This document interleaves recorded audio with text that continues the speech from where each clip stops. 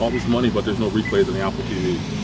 There are some handballs you see that you want to see, but they don't show replays. Well, yeah, I mean, I had this discussion with some people in the league office. Like, you have new directors, you have new kind of production people, and maybe haven't been in the sport as long, and so understanding sort of what those key moments are, coming back to those, getting all those in is still a work in progress. It's their learning the game too and recognizing those scenarios, and I've seen that in other games, not just our games. Just there's a play or an instance that maybe you want to see again, and they haven't picked up on it yet sometimes. And so again, it's all part of a new deal and a new new directors, new things like that. So it'll continue to get to where I think some of us would like it to get to, but it's just a work in progress. So do you guys have your video, or you can get those and send them over?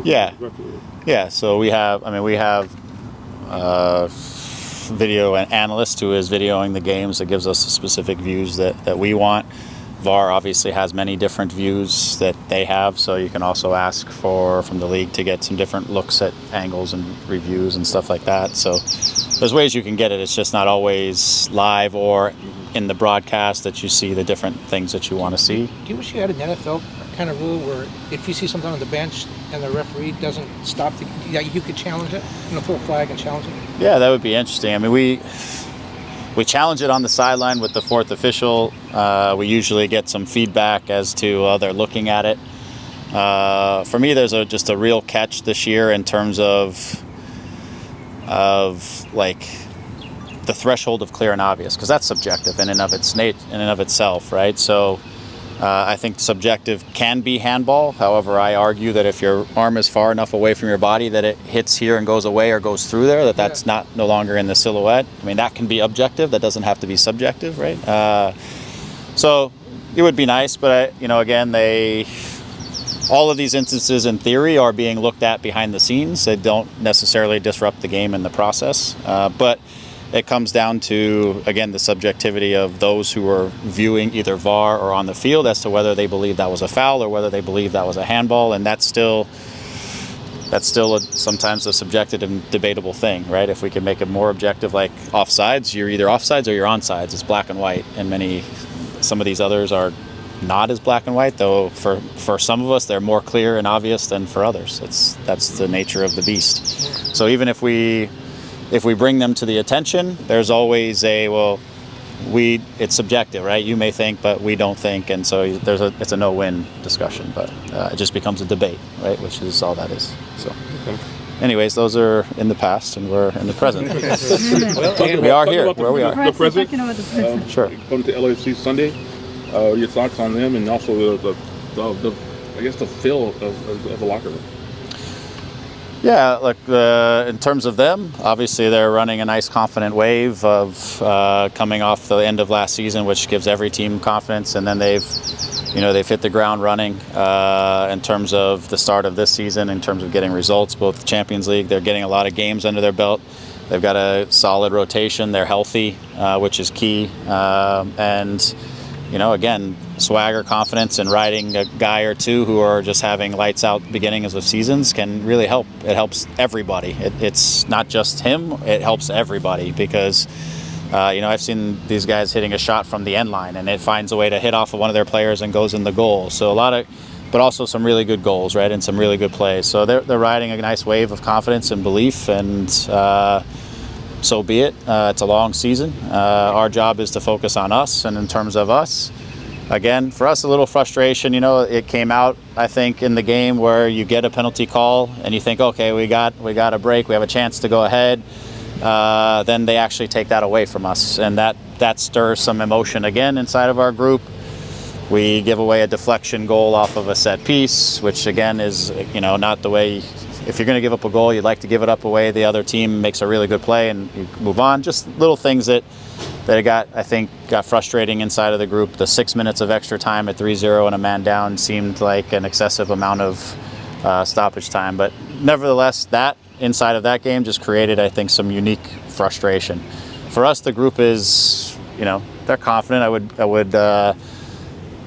They want to win. They want to win a game, and so there's that, that desire and and I think natural stress that you would have to want to come out and perform and win. And they know a game like this is a big opportunity to turn a season around in one day and one game too. And so, and these games a lot of times come down to just out-competing the opposition, winning your duels, finishing your opportunities when you get them. Obviously, we've got to manage them, and they have some difference makers who can, with one play, can change the course of a game instantly. And so we need to manage the situation.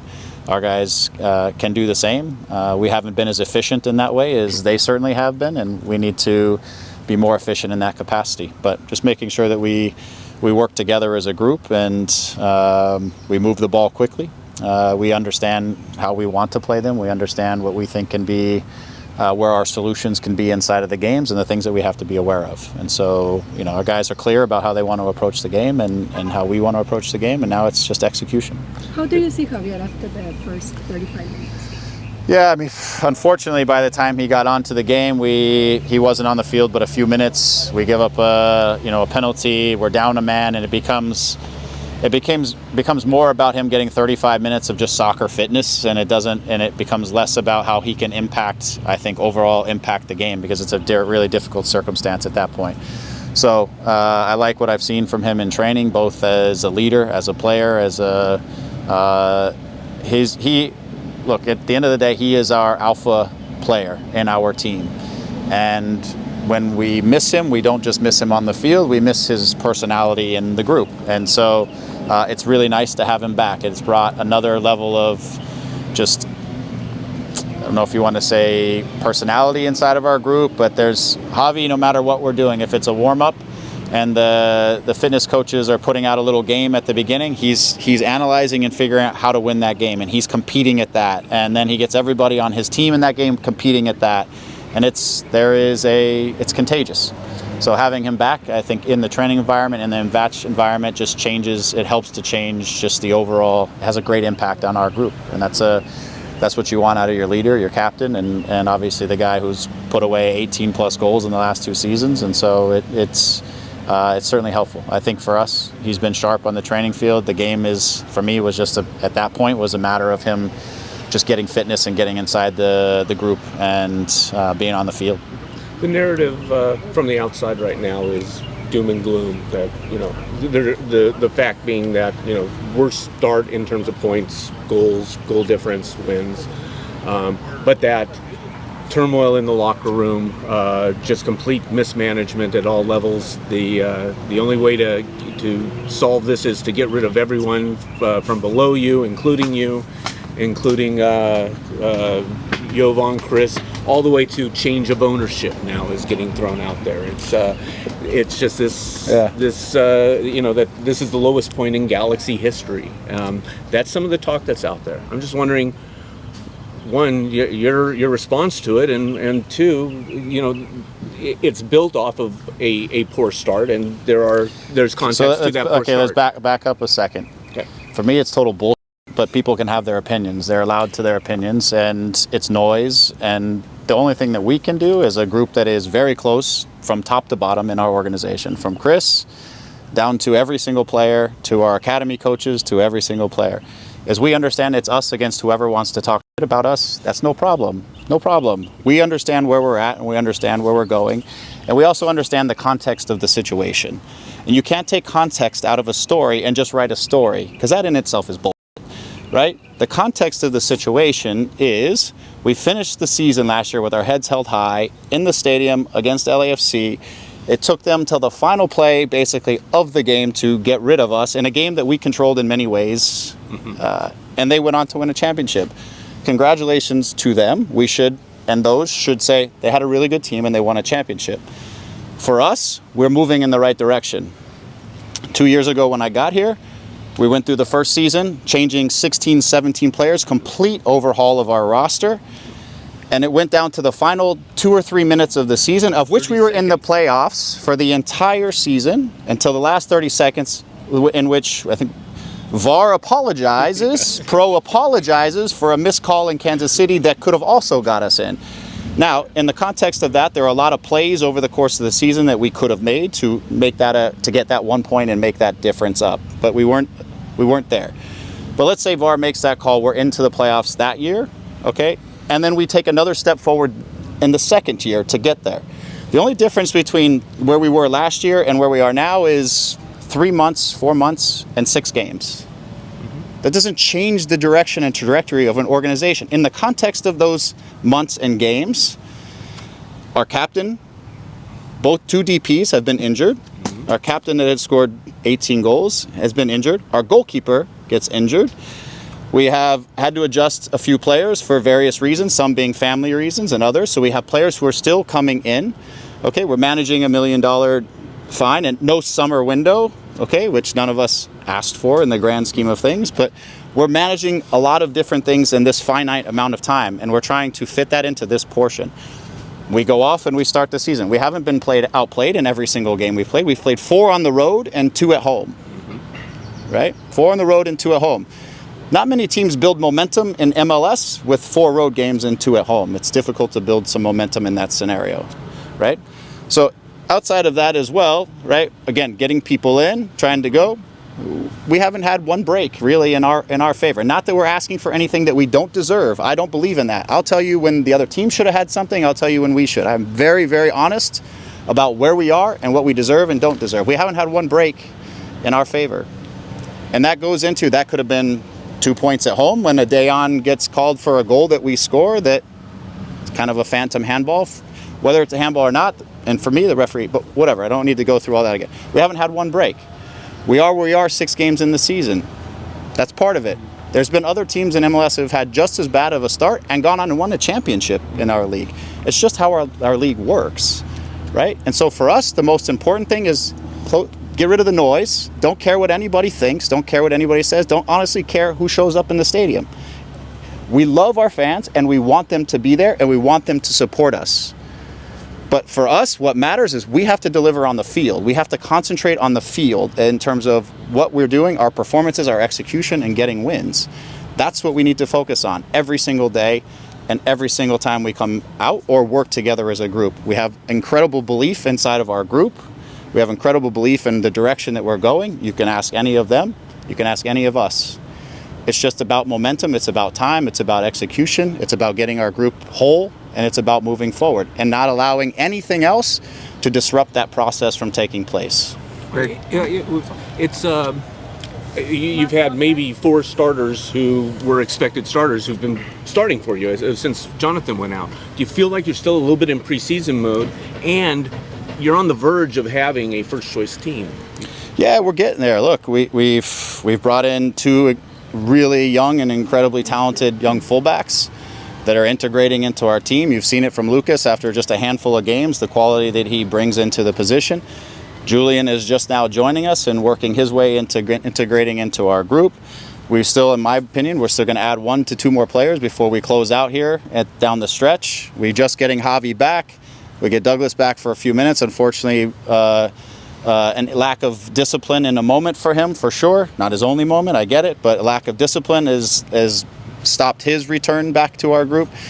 So again, we are getting to become more whole, not just on the game field, but also in the training environment, right? And integrating players of their caliber, they impact how you play. They impact certain things inside of the game. It's like when you add LeBron back into the Lakers, not saying they are, it impacts everybody a little bit, right? And so some of that takes just a couple games. It takes a few weeks of training. It takes some integration of all of that for guys to settle in.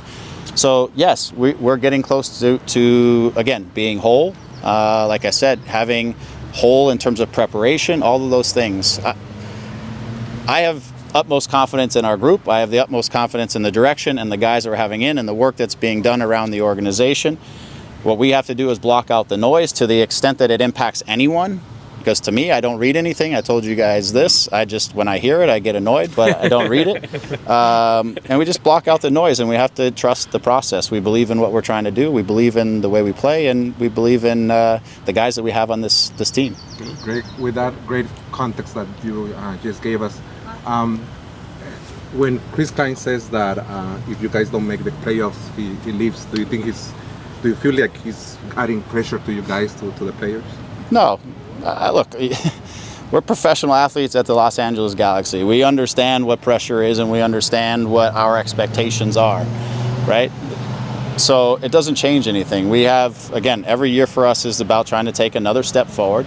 But mind you, there's now 29 teams in the league that are also trying to do the same thing. This is no longer a league of 12 teams or 19 teams, of which the Galaxy is the spender that's different than everybody else. We're in a league with a lot of very ambitious clubs and teams, and some that are ahead of us in terms of making roster decisions and things, and have settled their groups in and have come in. No problem. We're in the process of, over the last 2 years, of kind of rehauling and resetting and building our group from inside out, and working together as a team in there to build the club inside and out.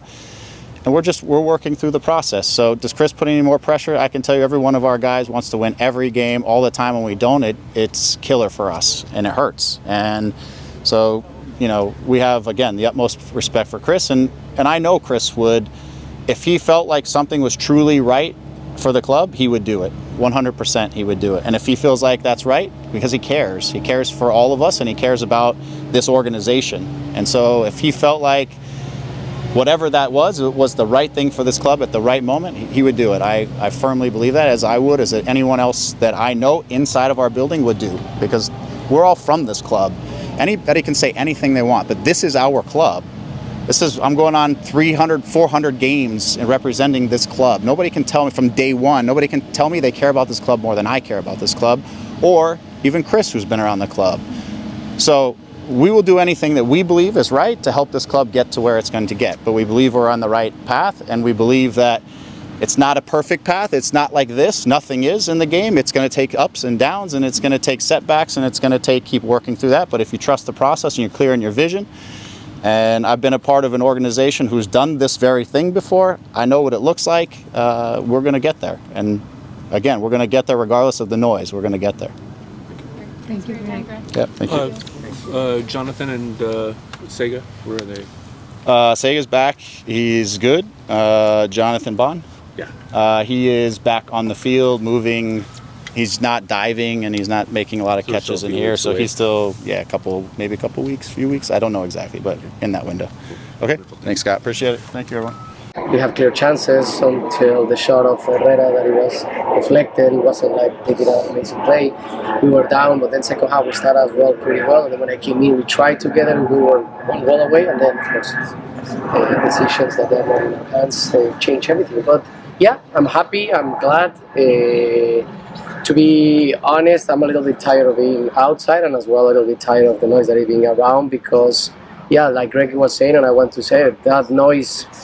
The main focus of that noise is to tear us apart. That is not going to happen. Like Greg said it, because I am in the same mindset. It's just noise.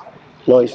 People can say their opinions, but like Greg explained to you in a very long way, there's a lot of context, and that's true. That's the thing. Life, we don't want to give context because we are so lazy sometimes, and it takes time, and it takes more work to give context, and it's easy just to put 4 words out of like all of these hundreds of words. So yeah, we all are here trying to do the best for this organization, regardless if they like it or not. Like he said, last season we end in a very high way, being fourth of the conference, regardless that a lot of people in the middle of the season were taking us out. We were fourth. So yeah, I think I'm fine. I'm happy. I'm glad to be here back to you guys speaking, because it means I'm going to be available for the next game.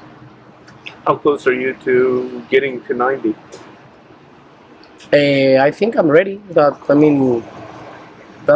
one of the tricky questions that we always have, because I've been ready in some of the games that I'm 100%, and Greg takes the decision to put me in 75 minutes. So I'm ready. I'm ready for whatever Greg wants me to play. If it's 1 minute, if it's 90, if it's 100, if it's 80, I'm going to be just trying to do my best to help my team. Javier, knowing how important you are to the team, watching them struggle without you, how hard was that? Was it doubly hard knowing that you can make a difference if you were there? It's always hard when you see family members, when you see your brothers when they're struggling, but as well, something that I do as well with my kids and I do with people, it's good sometimes when we face adversity, because life is not about having everything easy, it's not about having everything solved, not even LAFC, or the teams, or Philadelphia, this life is not linear. So when you see your brothers struggling, it hurts, but as well, if you trust in them and you love them, you know they're capable of changing things. That's the good thing about this life. That yeah, it's a bittersweet moment. It's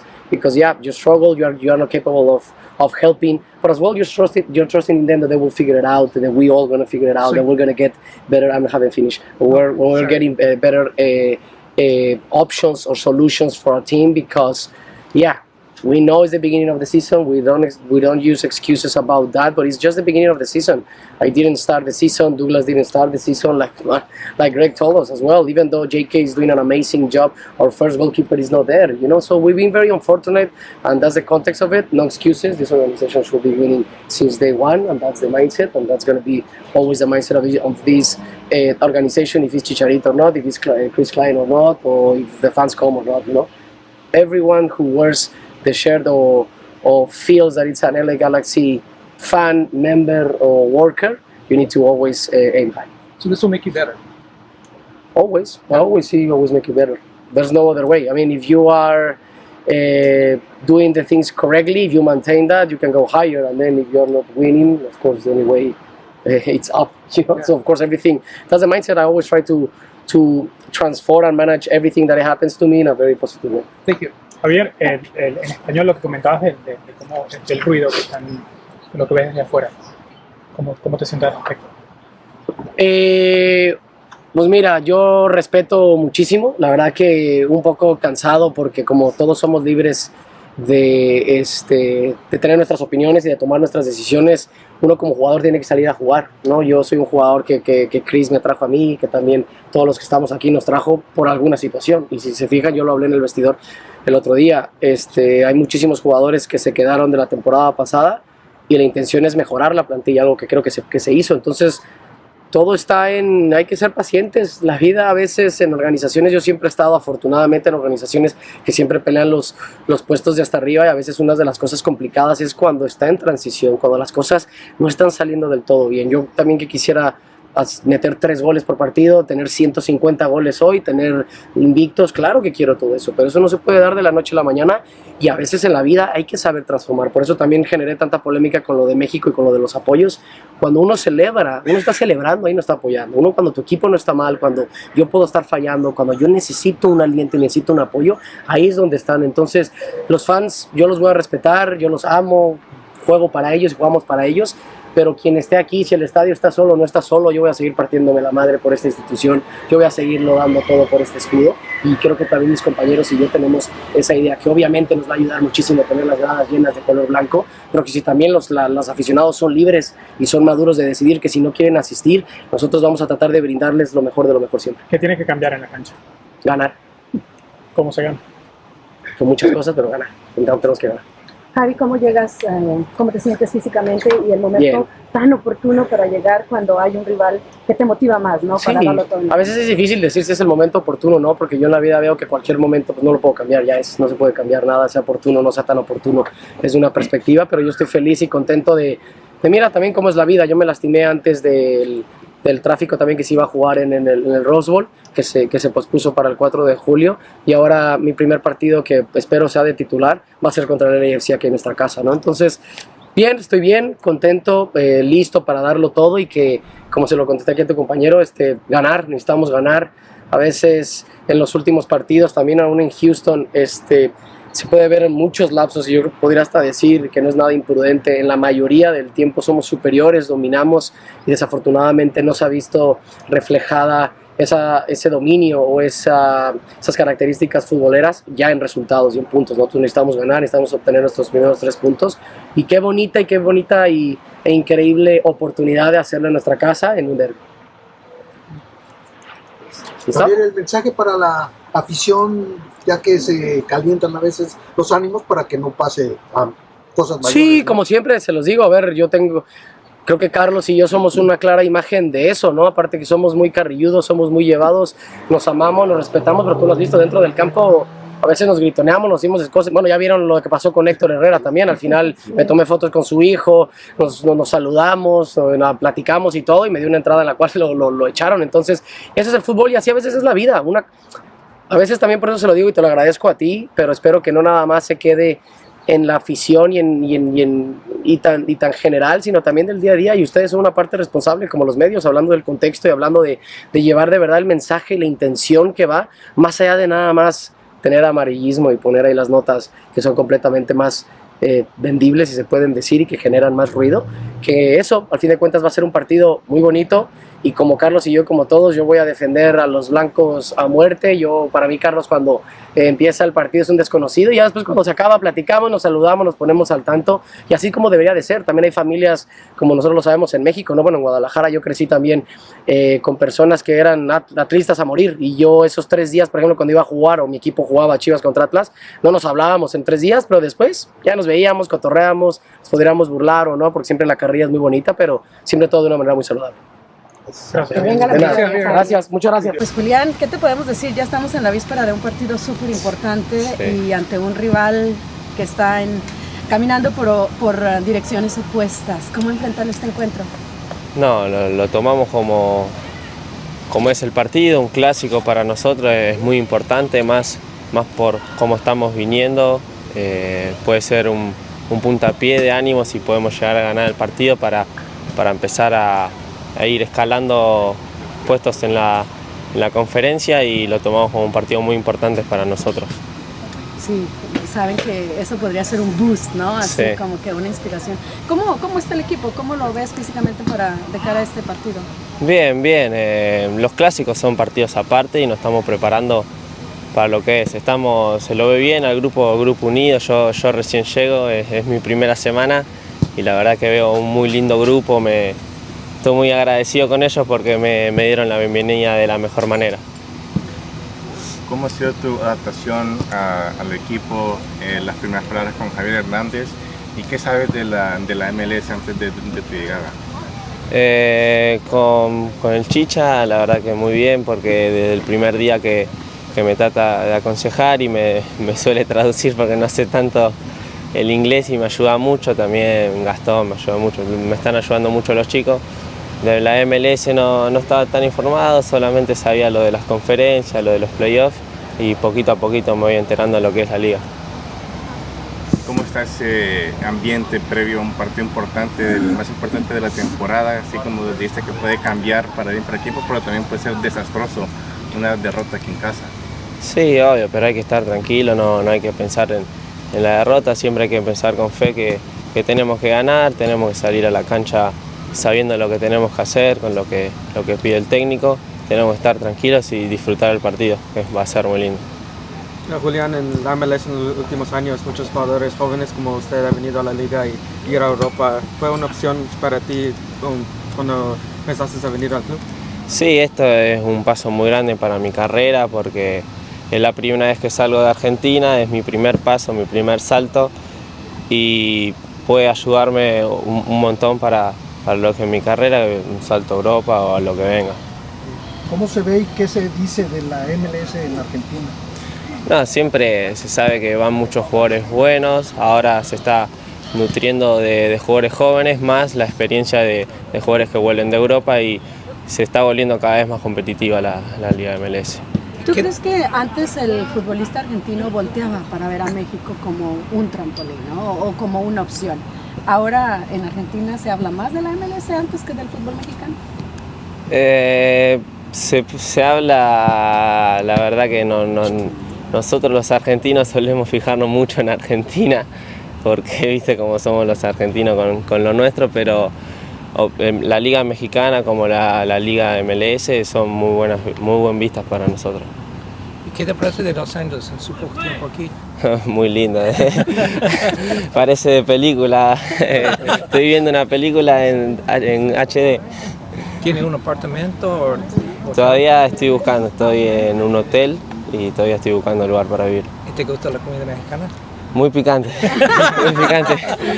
Oye, compártenos con nosotros cómo fue la experiencia cuando sabes que vienes al Galaxy, que es uno de los equipos icónicos en la liga, y que vienes a Los Ángeles y que además es un viaje que planeas por primera vez porque es tu primera estancia aquí. No, la verdad que estaba muy contento, muy ansioso, tenía mucha gana cuando me enteré, mucha gana de venir, jugar, demostrar lo que puedo llegar a hacer, y y obviamente cuando llegué todo es un sueño, el equipo es un equipo grande, tiene historia y estoy muy contento de estar acá. Ya, ¿cuál va a ser tu rol dentro del equipo? Todavía no lo sé, es mi primera semana, pero voy a estar preparado para lo que me toque. Julián, ¿puedes hablar un poco de tu estilo de juego en la cancha?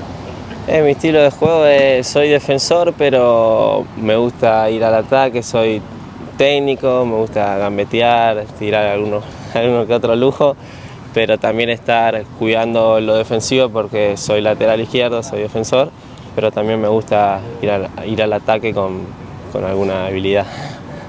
¿Tienes familia aquí, Julián?